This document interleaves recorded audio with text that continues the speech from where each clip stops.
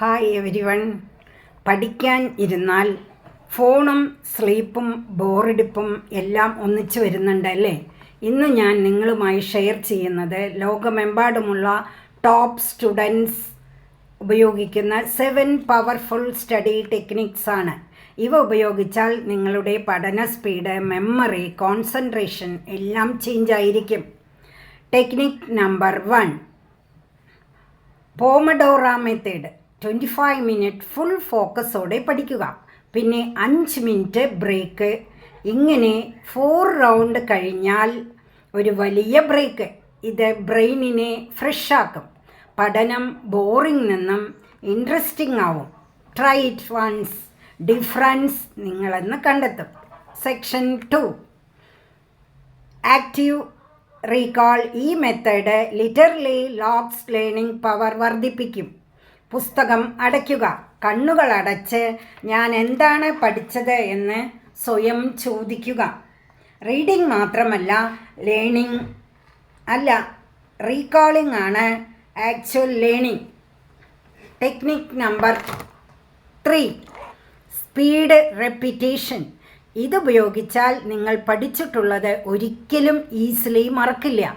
First day പഠിക്കുക, day 3 revise, day 7 revise, 15 days revise.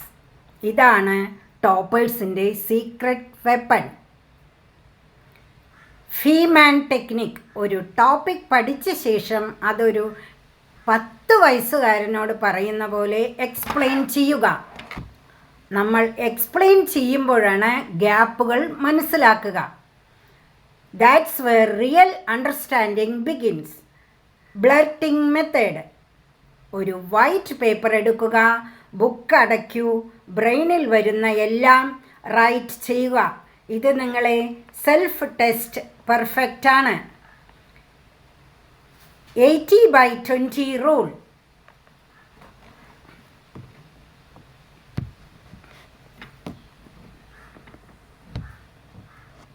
80/20 rule സബ്ജക്റ്റിലെ 20% ഭാഗങ്ങളാണ് എക്സാംസിൽ 80% marks decide ചെയ്യുന്നത്. അവ ഐഡൻറ്റി ചെയ്ത് മാസ്റ്റർ ചെയ്യുക. അതായത് smarter study, not harder study. Environment hack. Same place, same time, no mobile, clean desk. ബ്രെയിനിനെ ഇപ്പോൾ പഠിക്കേണ്ട സമയം എന്ന് ട്രെയിൻ ചെയ്യാം.